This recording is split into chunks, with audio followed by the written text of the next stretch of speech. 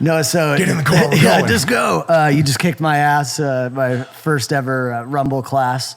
Definitely. Thank you for your effort. It's a beautiful thing to watch, right. especially first timers. I was dying towards the end there, but you kept it inspiring me at least. I can't speak for the rest of the people to keep going through. I mean, there's a communal energy of Rumble that's really special. Yeah. It's unique. So it's rare to be able to walk into a place and be supported by so many people that you've never met before. You didn't see any of those people. No, I've never All met any of them different walks of before. life. What I say is, you walk under that threshold. It's like Dante's Inferno. Yeah. Like it's the great equalizer. It doesn't matter how many, Instagram followers you have, your skin color, your sexuality. If you come in and work, you're going to give off great energy to your neighbors. And then it's the most beautiful thing about group fitness is you all come from different walks of life, different backgrounds, but for that 45 minutes that, you're all in it together. Yeah. It's really cool. It's cool. Well, it's crazy cool is you never utter a word to that person ever. You can see them in the same class over and over again. And it's like, you're pushing one another. Yeah. And you feel like you know each other, but it's like you don't at all. Especially in New York. It's like, don't listen, guy. Like, I feel you. I'm with you. I appreciate you. Yeah, but just don't talk to me. Just don't talk to me. Just don't fucking walk in here. Don't talk to me. Yeah. I'm boxing, all right? Yeah, I'm boxing over here. So how did this concept come to fruition? It was one of those things where it was timing. It just, everything came into play at just like the most beautiful, just serendipitous. Yeah. I don't like being so big and saying the word serendipitous. It's so corny. It really is, but it's so true because for a business to be successful, everything has to work right. It's everything. Yeah. Literally. It's like the bathroom, they're calling him in. That's the energy. You get it. 10:30 in the morning, you got Morgan on the microphone right now, and they put on the loudspeaker, and you hear that the energy trainer calling him in. It's like a light, like a lighthouse. It's like you're getting called to the ring. Yeah, no, you're getting called in, and you do this walk up off these bleachers where you're surrounded by some really cool art. So I'll finish when he's done. He's just calling in the people now. No problem. But everything has to work right. So I'll get deeper into the story again when Morgan gets all the people in. That's good timing. It is. Again, 10:30 in the morning, you get great music coming over the loudspeaker. You're about to go in for a 45-minute just energetic jam-packed session where you don't have to think. Yeah, you definitely don't have to think. You shut your mind off and you let your body do what it does best, which is be resilient, be strong. It's very straightforward because you don't have to know how to box to take the class, which is like the best thing. So everything has to be right for a business to hit like this. So we wanted to make something where we had a really strong brand identity, but where it was scalable. So my pro boxing friends who I've trained with for almost a decade could come in and have a great time, have a great class. And then you would have beginners or first timers who maybe have never even balled up their fist before can have a great time. So we focused on fun, and we knew the efficacy of the workout was there. So we knew boxing was incredibly fun. It was taxing on the body, so it was going to get you stronger, leaner, faster. Yeah. But it's also just incredibly liberating to throw up your fist legally and throw some punches. Because, we got a lot of stress. It's one of my greatest stress relievers. De-stress when you do that. Yeah. Just like let it out. So, see you, Greg. So to tie back into what you asked before, how did Rumble come about? So 4 independent entrepreneurs who are all kind of doing their own thing in New York City, building their own reputation, building their own individual brand equity. We came together, and how we came together was really cool. So Eugene Rem was kind of like the glue. Yeah. He's one of the most just iconic nightlife and restaurant hospitality gurus at Catch. Yeah, shout out to Catch, who I literally, it's embarrassing, but I'll admit it. I went there this Friday. I took a friend for Fashion Week this Saturday because it was our 8-year anniversary. And then my friend had a birthday there Sunday. So I hit up, thank you guys for the food. I hit up Catch Friday, Saturday, Sunday. And so I think they banned me for like 3 weeks. So I'm on Catch probation. But honestly. I was there last Friday. It's in Vegas though. Oh, well, the Aria one is unbelievable. It's fun. So I'll tie back to Catch in a second, but Eugene from Catch, who knows everybody, he's got an extensive black book. He actually reached out to me years ago because he saw me posting boxing videos on Instagram. So we knew each other from college a little bit. We had known each other from just like the New York City scene. It's a smaller circle when you're. Are you from? I'm from Pittsburgh, Pennsylvania, but I went to school at Hofstra. We call it the Harvard of Hustle. So the Harvard of Hustle. We didn't get into Harvard, but we learned how to network, hustle these streets. So this was probably. Rumble is about 3 years old now, so this was probably 5-6 years ago when Instagram was picking up some steam. It wasn't massive yet. It was pretty big though, 6 years ago. So I was posting all these boxing videos. I was the master trainer for Barry's Bootcamp. So I was already in the fitness scene. I made a name for myself. And he reached out to me and he goes, listen, I really want to start a concept. I think boxing's our way in. I see you posting all these boxing videos. Would you want to start something with me? And I was super hesitant because I was very gun shy because not but 4 years ago, I had literally minus $76 in my bank account. I was struggling. I was like, so you just started to turn a corner. So I just started to really find my footing, make a name for myself. Money was good. Yeah. And I was afraid because like I said, 9 out of 10 businesses fail. Everything has to work for everything to work. Yeah. So I actually said no, and he'll tell the story a little bit differently, but Eugene, because nobody tells Eugene Rem no. I actually, and I got the receipts. I got the receipts, Eugene. What are you, yeller? Yeah, I was yellow belly, all right? Yellow. And I said no. And he was like, all right, listen, if you know anybody, let me know. Yeah. And I was like, all right, brother, I got you, whatever. And I went about my business, and Eugene Rem's very persistent. You don't rise to the top of the hospitality and restaurant game without being extremely vigilant, all right? And having an extreme point of view and pressing that point of view on everybody. So he's like, listen, take you out for a smoothie, all right? And I go, all right, fine. In the meantime, I just finished a show on Bravo, so getting a lot of publicity, getting a lot of press. So I'm kind of feeling myself a little bit. I'm feeling like, all right, like where's my next step? So it's kind of like in the back of my head. I was happy, but when you're building somebody else's brand, it's hard because it's just a different mindset. I still love what I was doing, right, but it wasn't mine. And I started to feel like maybe I was strong enough to support my own brand. I didn't know yet. I was still kind of cautious, still kind of yellow, still kind of gun shy. So went out to lunch, and Eugene's, again, he's just got the gift of gab, the Harvard of hustle. He's just incredibly articulate and passionate. And I was really vibing off that passion. So I didn't commit yet. I said, listen, all right, I'm feeling this though. Let's talk in a week or so. Just give me some time to think. So within that week, again, persistent ass Eugene goes, listen, I know it's not been a week yet, but I want you to come meet these two guys that I think will really round out what we want to do. They're operational geniuses. Andy Stensler, our sleeveless CEO. You probably see him on Instagram. He's ripped, and he's our CEO. So are you, by the way. Yeah, but I'm the fitness guy. Our CEO doesn't need to be that. But he takes, again, I'll tell why that's important. It's part of what makes Rumble special. And Anthony DeMarco, who was pre-Google IPO, just really one of the pinnacle members of that Google team. So he did really well for himself, and he retired, and he decided he wanted to be an Ironman. So he did 11 Ironmans, and that's the kind of crazy you need when you're trying to have a crazy idea like Phil Knight and Nike. You need crazy ass motherfuckers in here to really embody that vision and then execute. Yeah, then push through all the hurdles and everything. Because there's always hurdles. There's always going to be hurdles. But if you have that tenacity to push through it, and you have the skills and the talents that have been fostered over a decade, the relationships, again, everything has to work for anything to work. So I went to Soho House in Meatpacking District, and I met with these guys, and I was just really blown away. Again, just how they were articulating their vision, but more importantly, how they felt that I could add value. And I'm a value add guy. I always want to give more value than I receive. That's just how I am. I've been that way since birth. I always want to chase relationships and not checks. So it wasn't even about the money, because I had to take a pay cut. Which I was okay with. I was like, I finally got a watch. And I was ready to go. Oh god damn, I gotta put some shit on layaway now. I'm like, look at these diamonds and shit. I gotta take a pay cut. And it was humbling, but it was, again, scared money don't make no money. So but it was them. It wasn't even the money. It was the people.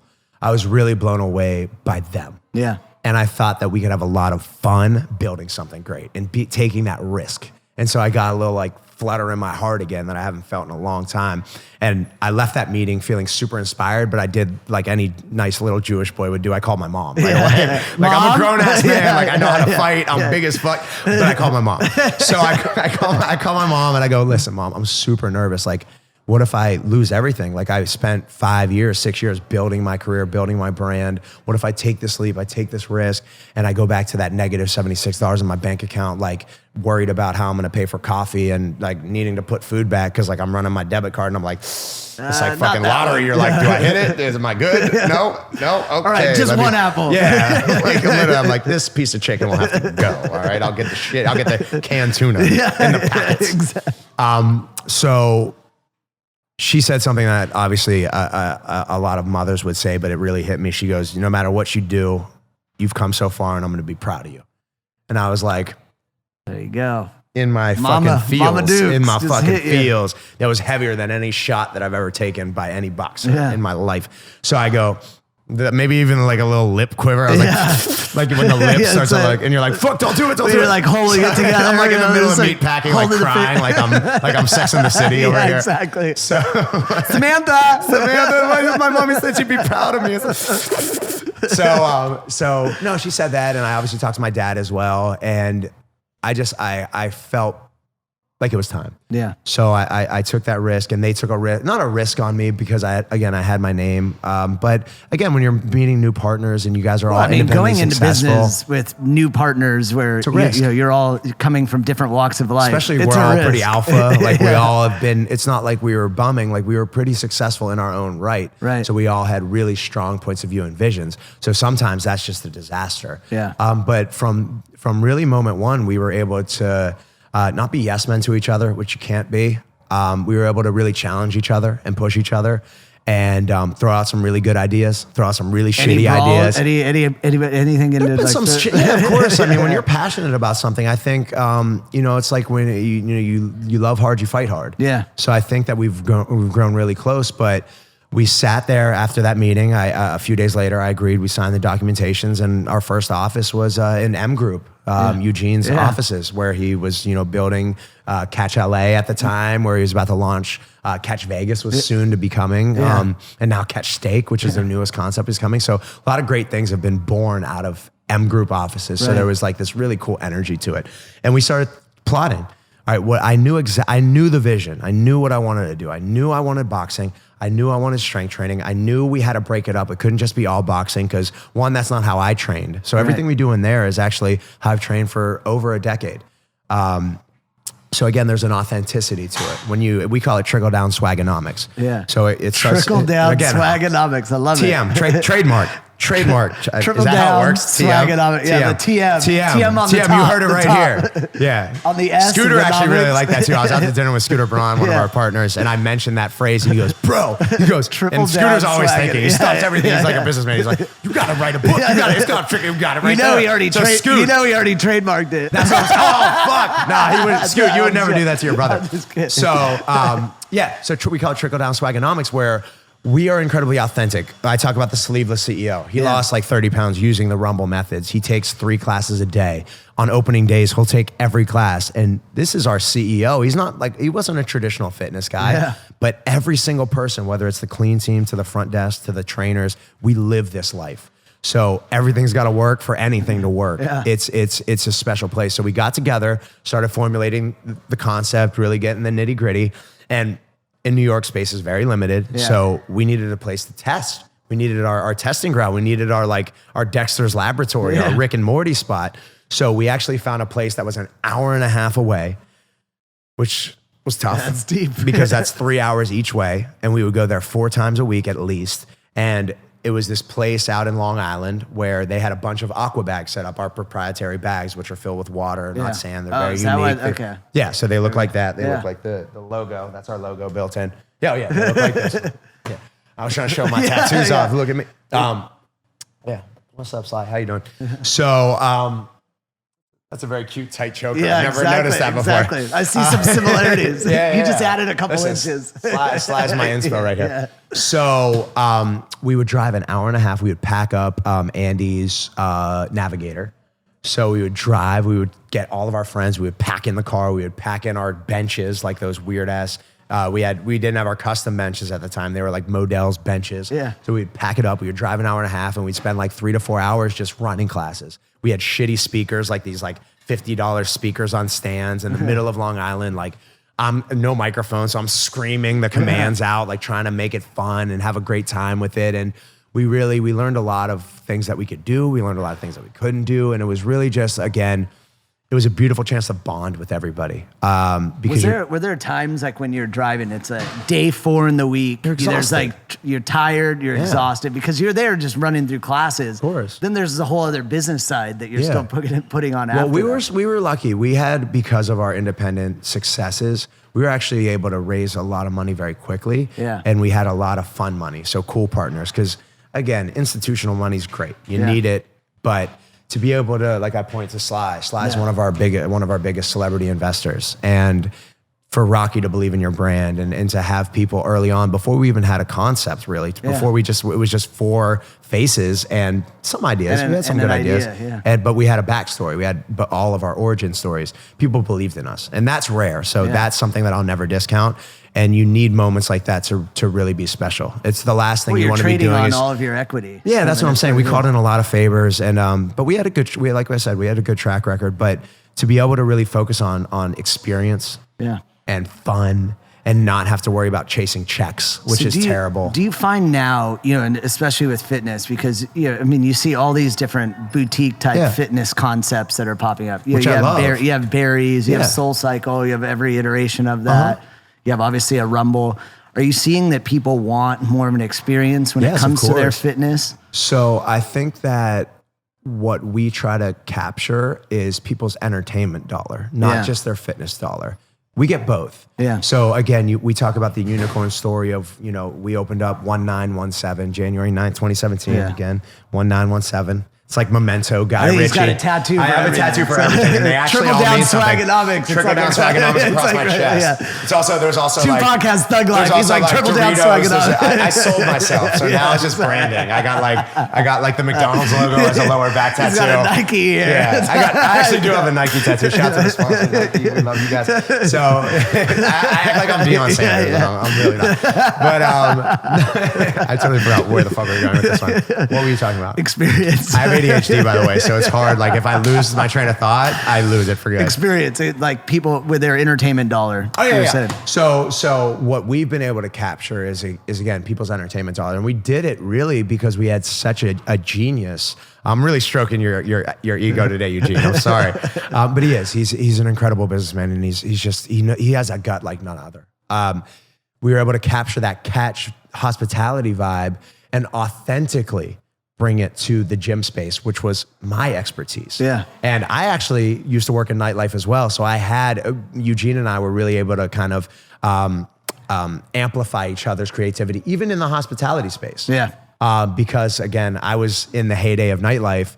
I was hanging out with Avicii and Aoki, and we were running clubs in the early 2000s. So you got to learn a lot about service industry and taking care of people, which is what we do best here. So we had the fitness. We knew it was going to be a great workout. So we knew if you just wanted to burn calories and blah, blah, blah, blah, blah, then you were going to do it because boxing is incredibly efficient.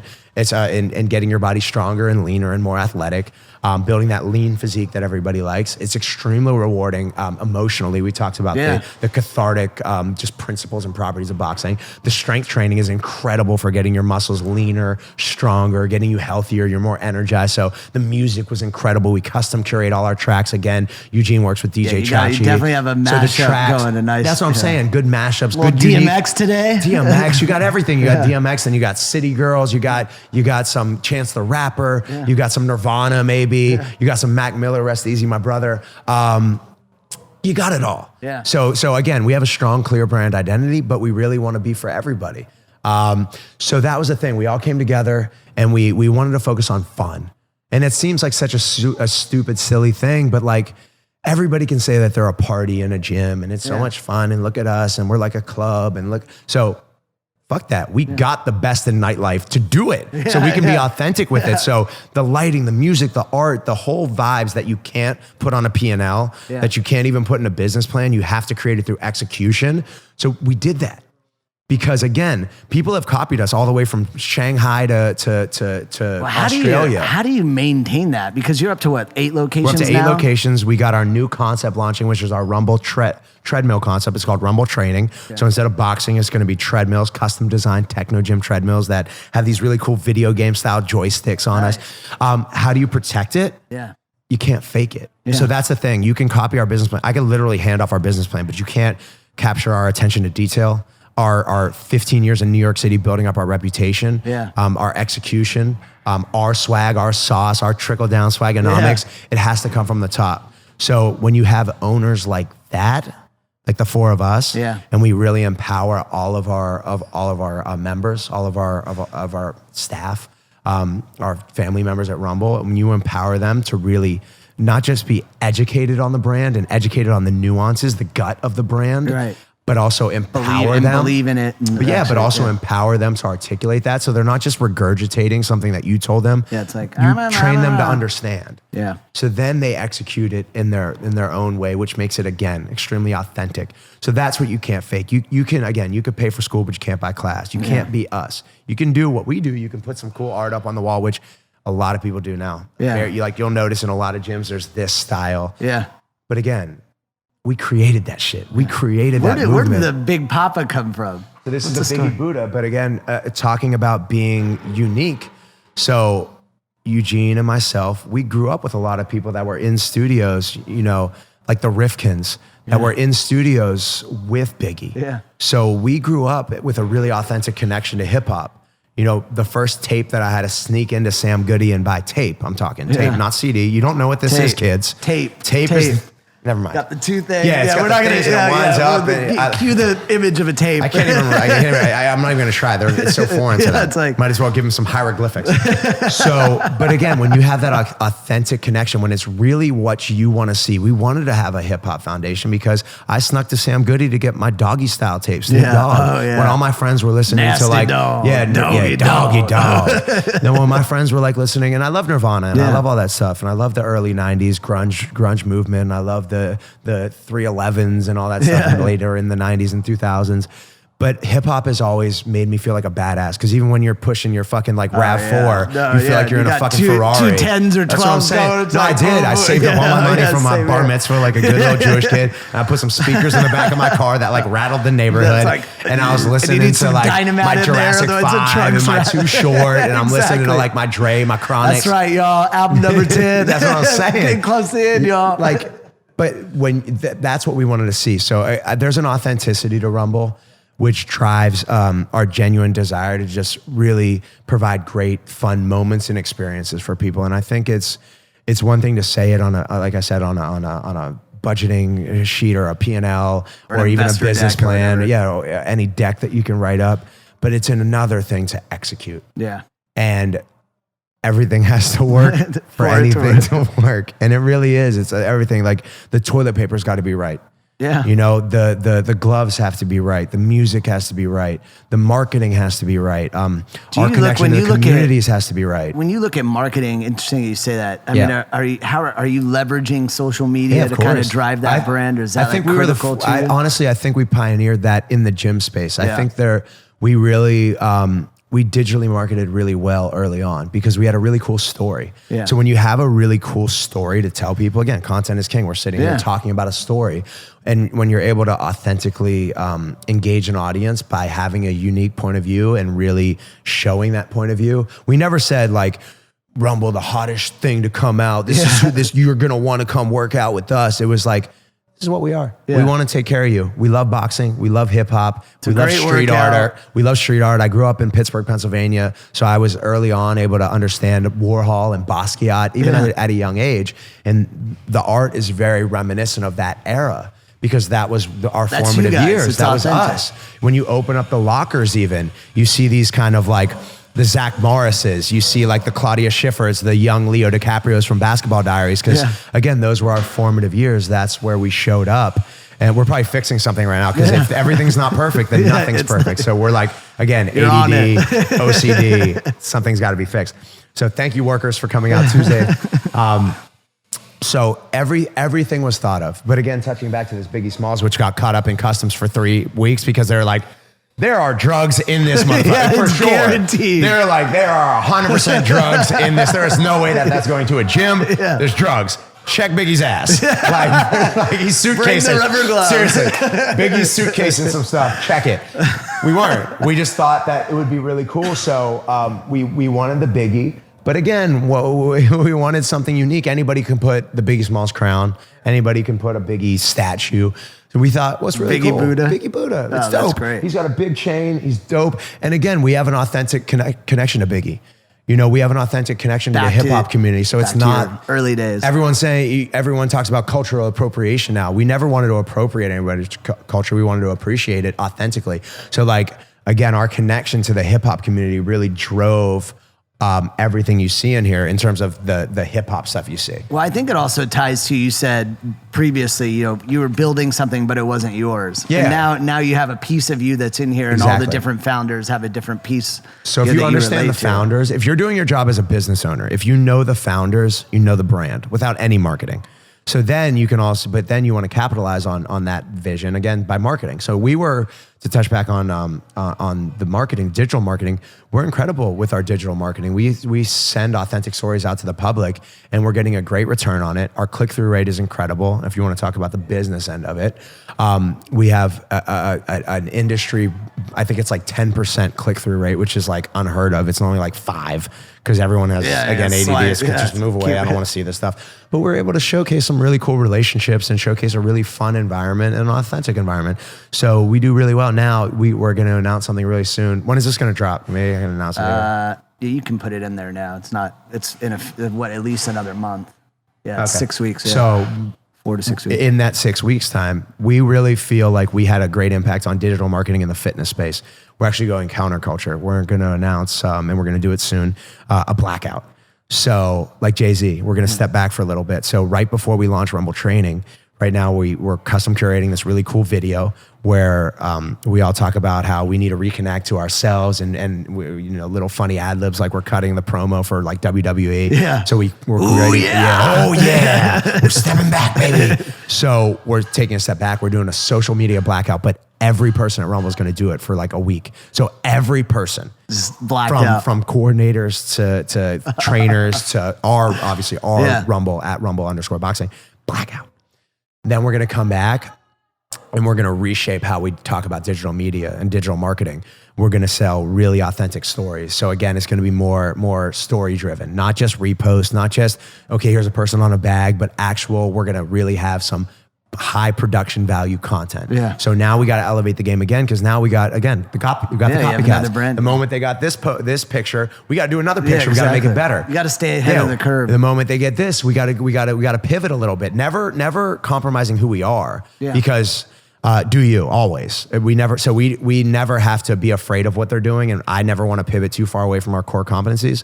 But we always are elevating. But you have to keep innovating. Otherwise, I mean, if you're not moving, you're going to die, and then you get bored as well. It's and people are trying to catch up, and people complain. It's like, oh well, they copied us. It's like, well, you know what? Then stay above the fray. Exactly. Like, that's it. That's what our CEO always says, Andy. He's always like, listen, if they're copying Rumble, they're copying the Rumble of yesterday, because we're already moved on to the next thing. Yeah. So it is, and they don't have to be. When you're a business owner, people think you have to reinvent the wheel every day. It's no. Never forget we'll put you on. At the heart of what we do, this will never change. We will provide incredible experiences and moments rooted in fitness, where you have strength training, you have boxing, you have great clean environments, and you have great music. That will never change. Yeah. But what we can do is we can get some new tracks. We can custom curate new tracks. So when you come in, the music's a little different. We could change the artwork a little bit. Not a lot, because again, this is authentic to us. I don't want to change. I don't want to, just because somebody else is doing it, I don't want to change who I am. Right. And these are there's certain things that are timeless classics, Eugene would say, timeless classics,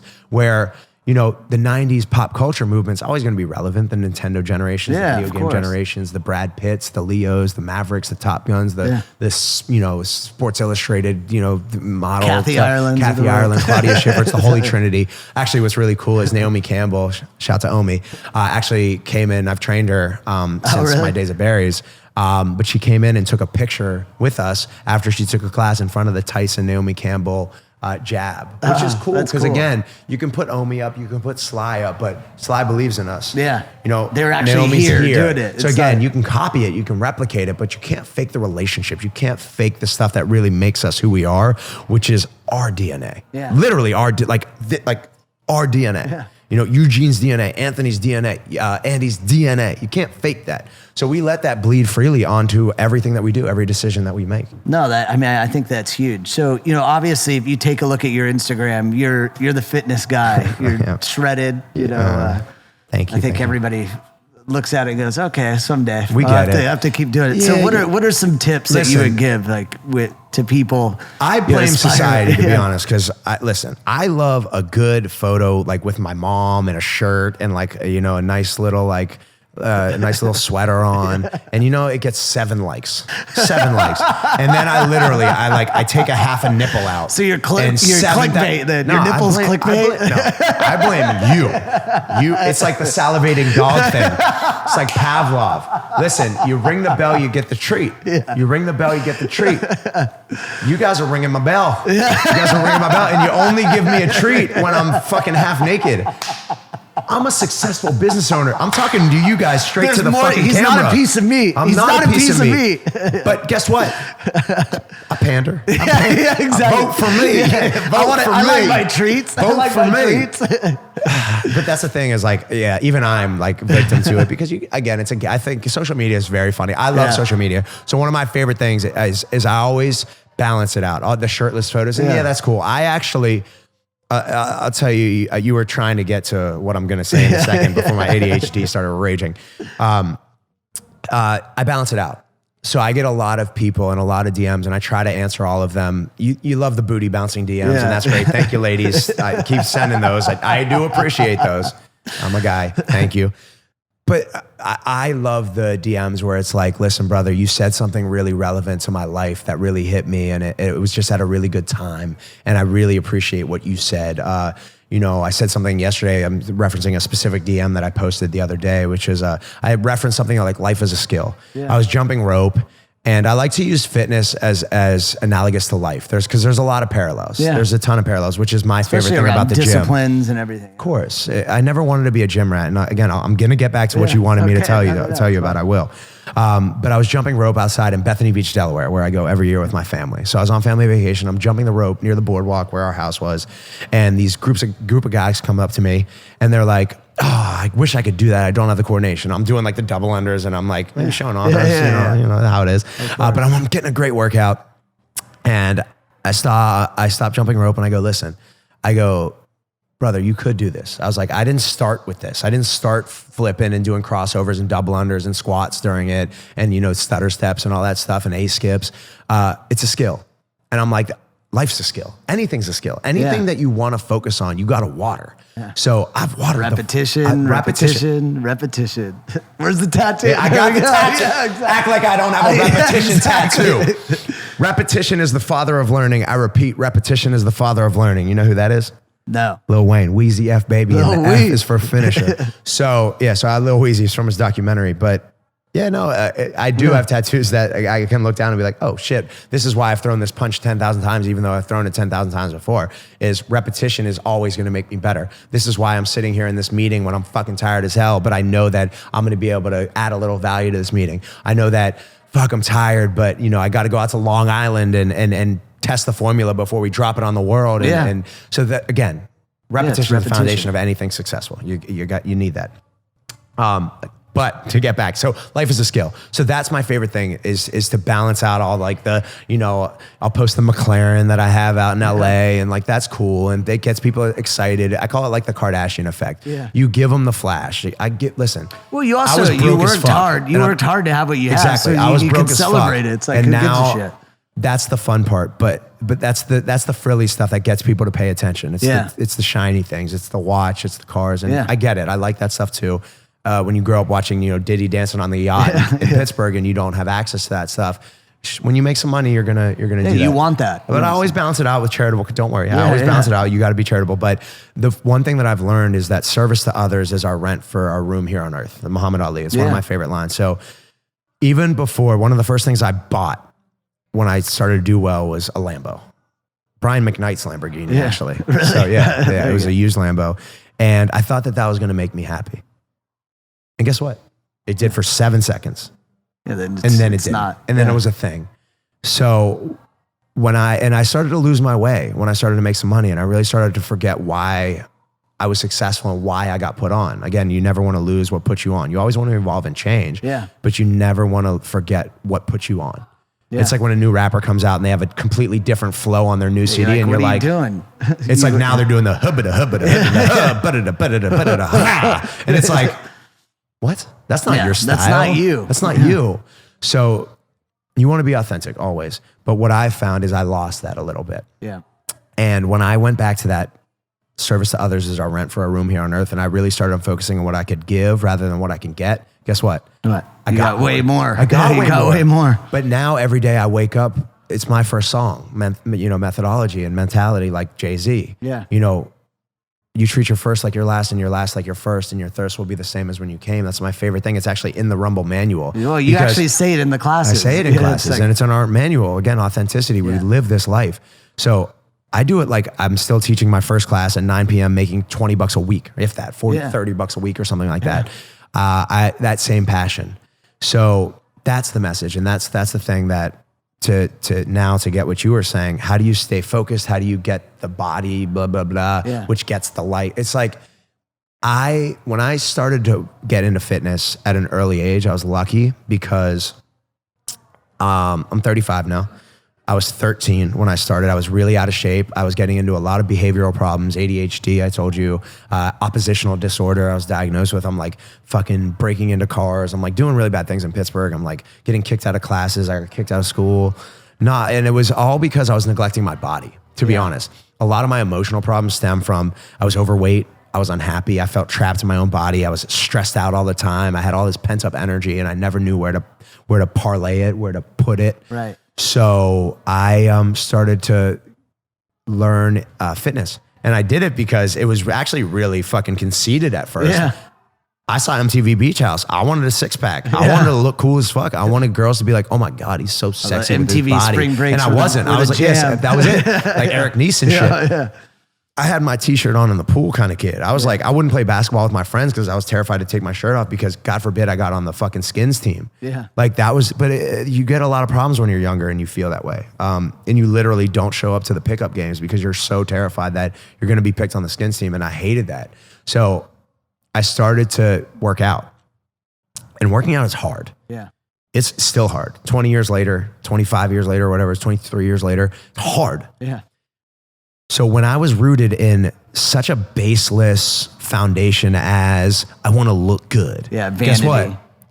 The six pack didn't come because every time I worked out and it didn't come instantly, I got frustrated and I would give up. Yeah. And I would quit and I would sit back and I'd be like, fuck, why am I doing this? Why am I working so hard when I don't even got this six pack that I wanted? Yeah. But I don't know what switched. I really don't know what. But when I started to focus on how I felt, then the body started to come. So same thing.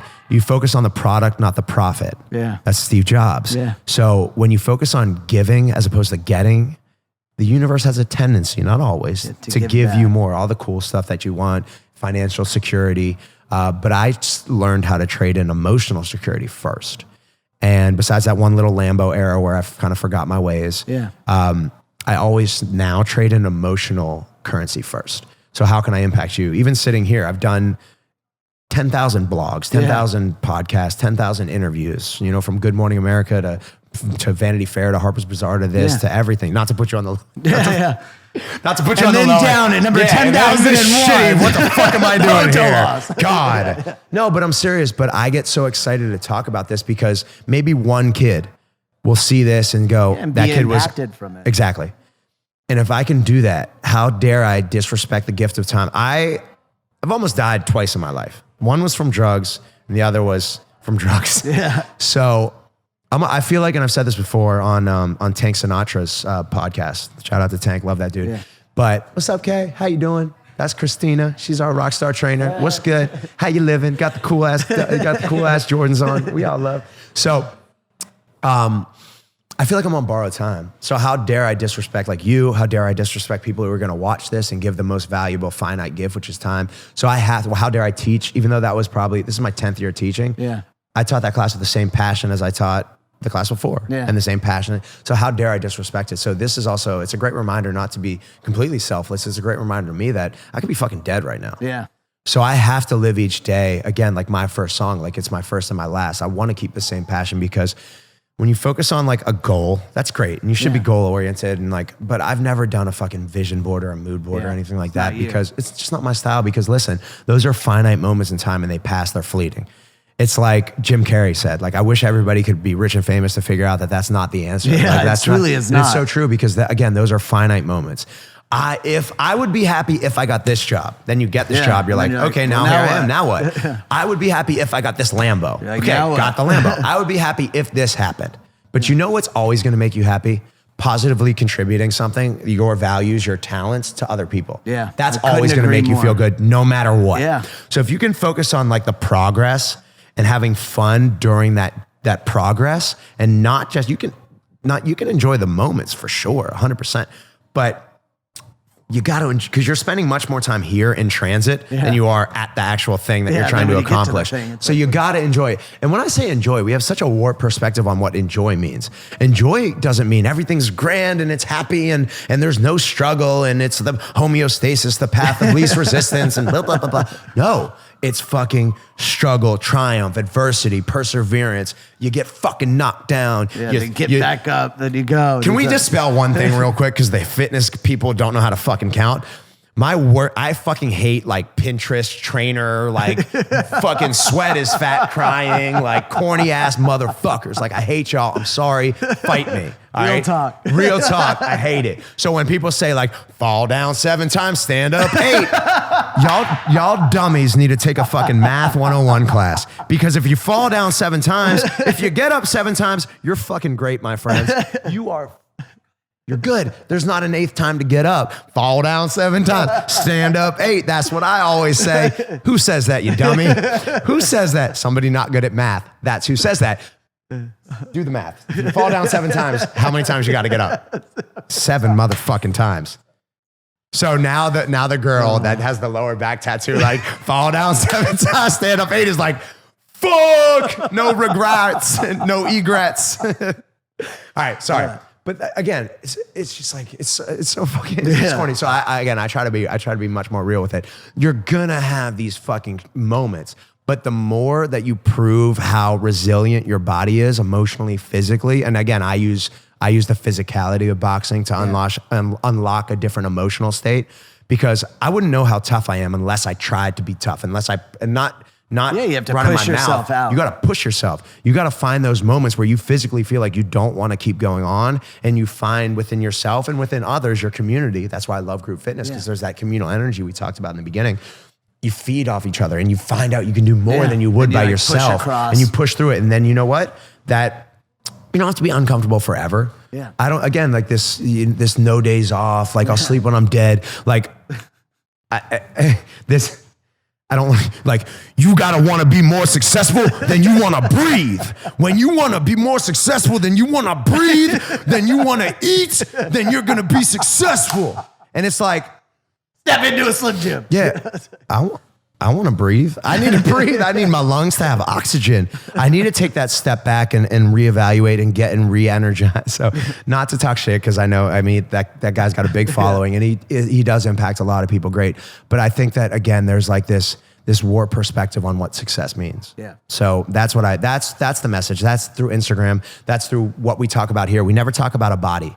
And I never say in class, if you notice, you do this ab round, guess what? You're going to build a nice, sexy 6-pack. So like, you're going to get those swipes on Bumble and like, it's just straight. It's straight about the listen, experience and emotion and everything. I said, brace your core because your core is going to be strong. And when you're strong, you're powerful. And when you feel powerful, you can do great things. not just physically. No, it's mentally and everything. Everything is everything, especially boxing, you know. Cue the Rocky speech when it's like, no, it's like, it's not about how hard you can hit. It's about how hard you get hit and you keep on going. And it's like, that's the ethos of what we believe in. So again, we never talk about how many calories you burn. We talk about, listen, so all get together, all different people, different walks of life, different, like I said, sexual orientations, financial backgrounds, skin colors, and let's equally be together and contribute to each other. Because I think what you're doing here is extremely powerful. I think your story is incredible as well. Honestly, congrats to everything you guys have done. Thanks for the class. I definitely will be back. Yeah, please, and when you're in Vegas, we gotta get together. Are you based out of Vegas? I'm based out of Vegas. I'll be back there. Actually, my brother's going there this weekend for a little basketball. So maybe I'll have you look after let me know. him. Yeah, no, definitely. He's not like me. He's a little more shy. He's like, it's all good. But thank you. I mean, Aria, I'm definitely going to go out to Catch Vegas. That's my favorite spot. Catch in general. Well, let me know and let's get together. And thank you for everything. Because I'm not one of those trainers that's like, oh, you can only have hemp seed and air. We're having no air because you got to be more successful than you want to breathe. No, I like my tequila. I like my tequila. I like we'll my get along sushi. well. We'll be fine. You gotta have some fun in your life. Exactly. Definitely. All right. Well, thanks a lot, bro. Appreciate you. Yeah, thank you. We're so far away. It's like go-go gadget arms over here. That's like, my dog. It's out. It's a wrap.